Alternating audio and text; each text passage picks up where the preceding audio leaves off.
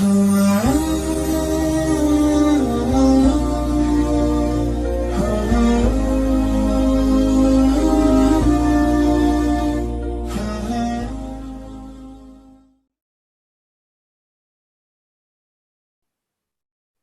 Bapak Ibu, kemudian kita lanjutkan ke masjid yang ketiga. Masjid yang ketiga ini bernama Musholla Al-Aqsa Al-Qadim.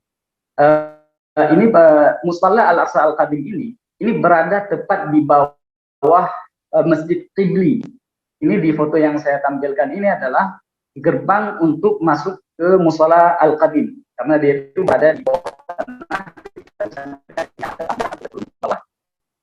posisi persis di bawah jadi di sini namanya Musholla Al-Aqsa Al-Qadim. Lagi-lagi ini nama Al-Aqsa dipakai untuk nama sebuah masjid ya. Tapi ini sama seperti yang saya sebutkan di awal. Ini min qabil tasmiyatil juz bismil kul ya. Ini penampakan di dalam dari Masjid Al-Aqsa Al-Qadim. Nah, ini posisinya. Ini foto lainnya dari Masjid Al-Aqsa jika kita lihat dari atas. Ya, ini yang saya katakan tadi, gerbang untuk masuk ke Masjid Al-Qibli.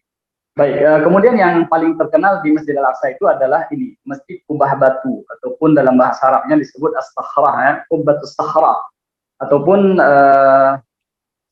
oleh orang-orang Kristen itu juga dikenal dengan Temple of Domini.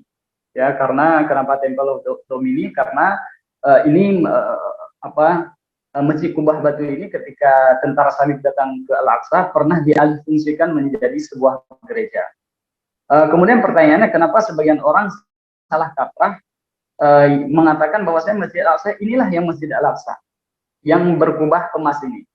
Ini ada alasannya juga. Kenapa? Karena biasanya bangunan yang paling cantik, yang paling menonjol di Masjid Al-Aqsa itu adalah ini, Masjid Kubah Batu ini.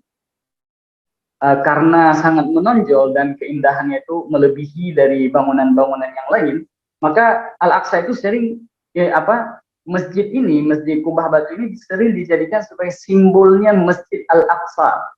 Sehingga ketika sering digunakan sebagai simbol, sebagian orang berpikir bahwasanya inilah Masjid Al-Aqsa, sedangkan yang lainnya bukan. Padahal tidak, itu hanya simbol daripada Masjid Al-Aqsa. Sedangkan Al-Aqsa itu sendiri adalah mencakupi semua bagian yang ada di dalam pagar Al-Aqsa. Ini penampakan dari Masjid Kubah Batu. Ini keistimewaan, salah satu keistimewaan Masjid Kubah Batu ini, ternyata sejak pertama kali dibangun, ini Masjid Kubah Batu ini belum pernah bentuknya itu masih mempertahankan bentuk aslinya dari pertama kali dibangun. Bahkan sejarawan menuliskan bahwasanya ini satu-satunya bangunan peninggalan Islam itu yang bentuk aslinya itu masih dipertahankan sampai hari ini. Belum pernah terjadi renovasi sama sekali. Mungkin pernah renovasi kecil-kecilan, akan tetapi bentuk aslinya itu masih sebagian besar itu masih bisa dipertahankan sampai hari ini. Jadi ini masjid ini dibangun pada masa Umayyah ya, dibangun oleh Khalifah Abdul Malik bin Marwan. Jadi kalau tingginya itu dari lantai sampai ke bulan yang lambang bulan yang di atas itu tingginya itu sekitar 40 meter. Cukup tinggi ya. Ini penampakan di bagian dalam masjid. Kita bisa lihat bagaimana dekorasi yang ada di kubah dalam Masjid Kubah Batu ini. Dan ini bukan hasil desain orang luar ya. Ini Masjid Kubah Batu ini dengan keindahan seperti ini murni hasil pengrajin Palestina, yaitu dibuat oleh Raja bin Haywah Al-Kindi, seorang tabi'in berasal dari kota Bisan, dan juga Yazid bin Salam dari kota Yerusalem. Jadi ini betul-betul hasil karya orang Palestina ya, bukan karya orang luar. Ini yang kita lihat warna emas ini, mungkin kita bertanya apa betul ini emas ya. Ternyata setelah kita baca beberapa sumber, ternyata ini betul-betul emas memang, betul-betul emas. Tapi memang lapisannya sangat tipis. Tapi meskipun tipis, itu Bapak Ibu rekan-rekan semuanya itu menghabiskan 24 kg emas murni.